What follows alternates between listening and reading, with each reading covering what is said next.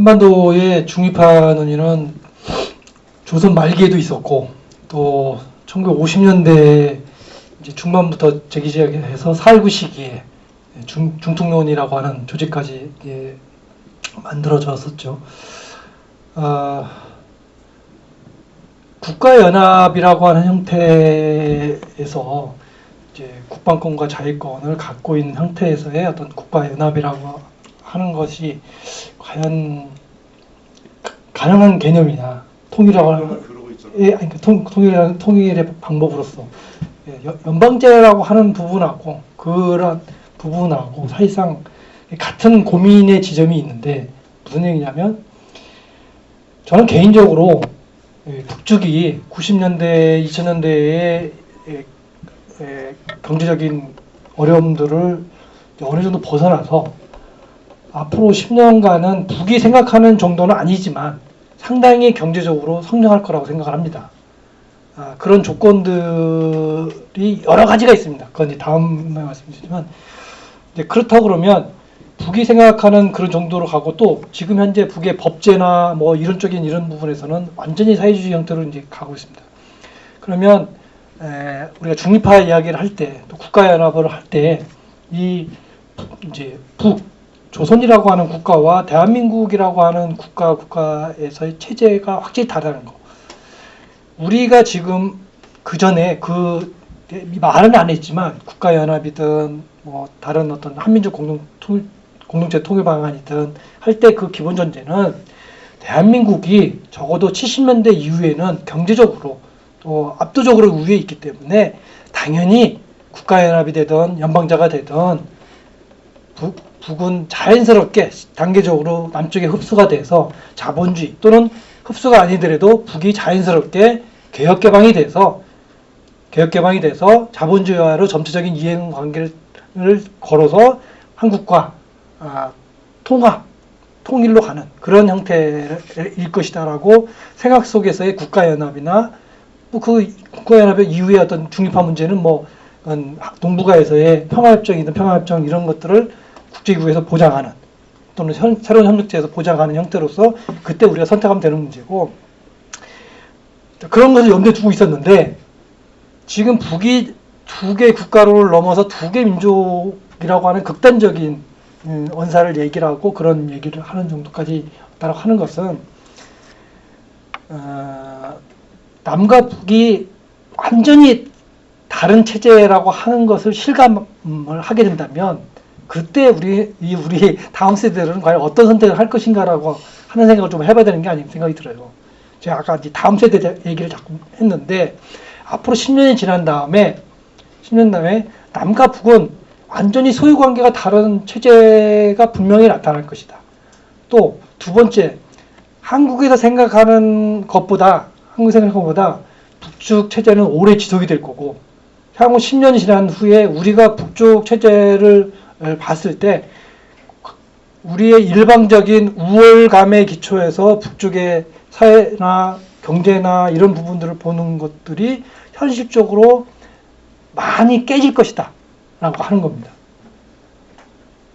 예를 들면 지금 북중 간에 논의되고 있는 뭐 하루에 100만 명 규모의 일일 관광객이 오고 가고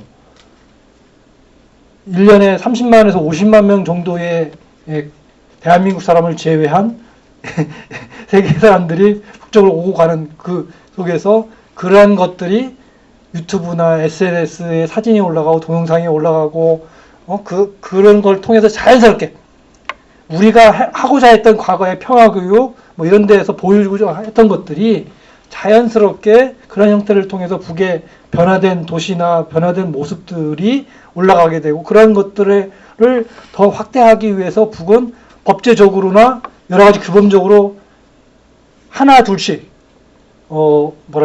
확대해 갈 수밖에 없는, 예를 들면 뭐 사진 찍는 게 일부분 제한이 있었다면 그게 늘어나면서 이제 제한이 거의 없어지는 단계까지 가게 되는 거고, 그런 형태들로 가게 되면 그때의 어떤 북을 보는 관점이나 이런 것들은 우리 세대의 이념적인 것보다 젊은 세대가 그래도 조금 감각적으로 즉자적으로 받아들이는 그런 입장에서 보면 굉장히 큰 변화를 수반할 수밖에 없을 것이다. 근데 문제는 그러한 변화 자체가 남과 북은 같은 민족이니까 우리가 통일을 좀 생각해야겠구나라고 하는 것으로 이어지지 않을 것이다 하는 거. 예. 그렇다면 그런 부분들을 한 단계 고양시켜주는, 북쪽에 우리가 그토록 북쪽은 좀 다른 사회로 이해를 해야 된다라고 하는 거. 북쪽에도 그냥 우리가 생각하는 평범한 사람들이 살고 있다라고 하는 그런 것들을 80년대부터 우리가 그런 거를 이야기하기 시작했는데, 지금 또 그런 얘기를 우리가 하고 있거든요. 근데 그런 것들이 북의 내부적으로는 이런 생각을 하는 것 같아요.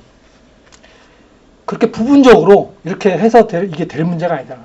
이건 국가적인 차원에서 어떤 사업을 통해서, 그게 뭐 관광이든 뭐 다른 그런 부분들을 전면적으로 노출을 시켜서 보여주는 그런 형태로 가야 된다는 거죠.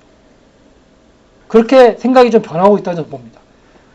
그러니까 북에서 김정은 시대에 등장한 딱 두 가지 키워드가 뭐라고 했습니까? 세계적인 추세와 실리 추구. 이거다. 그러면 세계적인 추세와 실리 추구라고 하는 것이 북미 간의 관계 정상화라고 하는 부분에 큰 축으로 나타났는데, 이게 지금은 그럼 어떻게 나타나겠느냐라고 하는 것이에요. 그런 부분들이 결국은 세계적인 추세를 중국, 러시아, 뭐 등등, 베트남 이런 형태들의 선진 기술이나 그러한 어떤 일정의 문화들 이런 부분들이 교류가 되고, 기술적인 부분에서 실리 추구는 그 속에서 북이 실질적으로 도움이 되는 것들을 취사 선택하는 그런 형태로 가지 않겠느냐라고 하는 거죠.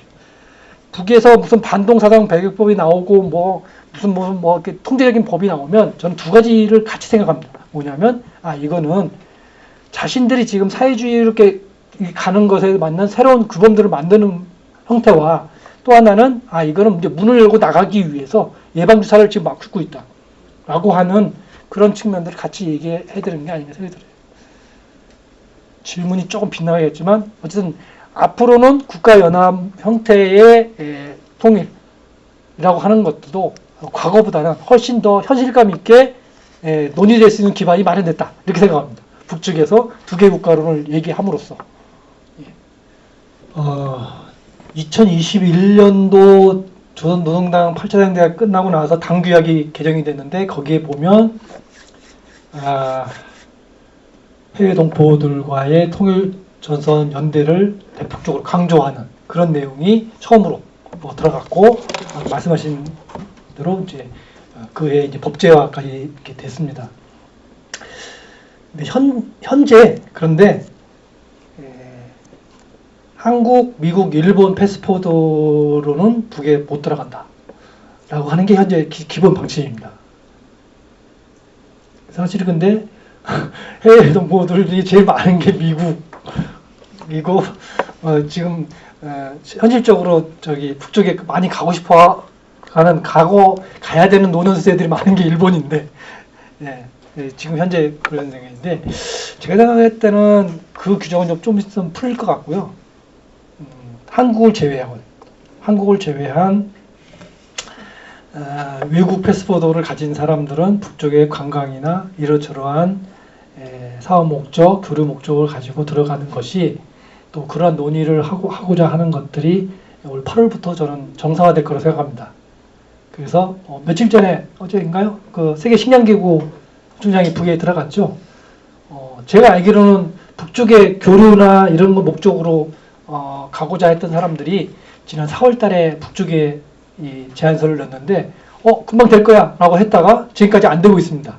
그런데 8월부터 이제 정상적으로 이제 평양에 들어가서 이러저런 논의를 할 수 있도록 초청장이 나왔습니다. 그 첫 단계로 이번에 이제 FAO 총장이 들어가서 이제 대외적으로 공개가 됐고요. 그 단계가 되면은 해동포들은 패스포드에 따라서 독수리냐 대한민국 패스포드에 따라서 조금 저기가 있을지 모르겠지만, 어쨌든 북측에 들어가고 관광하는 이런 문제들이 될 거라고 생각합니다. 그리고 해동포들이 이제 북쪽에 들어가서 북쪽을 이해하는 프로그램을 돌리고 이런 부분들은 과거보다는 훨씬 조금 더 자유롭게 되지 않을까 라고 저는 생각합니다. 그리고 3자 연대 얘기는 처음에는 남쪽을 빼고 시작을 해서 북쪽의 입장이 조금 누그러지면 남쪽까지를 포함하는 형태로 해서 과거와 같은 뭐 6.15 공동회의나 뭐 범민련이나 이런 형태들이 아닌 조금 소프트한, 예를 들면 새로운 청년들의 어떤 교육 활동 프로그램이나 뭐 등등 이런 형태로 해서 새로운, 지금 말씀하셨지 뭐 풀뿌리 또 젊은 세대의 어떤 맞는 형태의 이런 교류 프로그램을 운영하는 느슨한 형태의 3자 연대 조직이면 되지 않겠느냐 하는 생각입니다. 또 그게 현실적인 거고요. 북쪽이 그렇게 가고 있는 것 같습니다. 근데 우리가 이제 통일을 얘기를 했던 것은 이혼한 게 아니라 별거 그리고 각각 다 재혼하지 않은 상태라고 생각하기 때문에 이거를 따로 침대에 쓰는데도 웬만하면 좀 같은 침대 쓰자 뭐 이런 차원에서 통일을 얘기했던 것 같고요. 지금은 이제 한쪽에서 좀 심하게 하면 한쪽에서 나 재혼했어.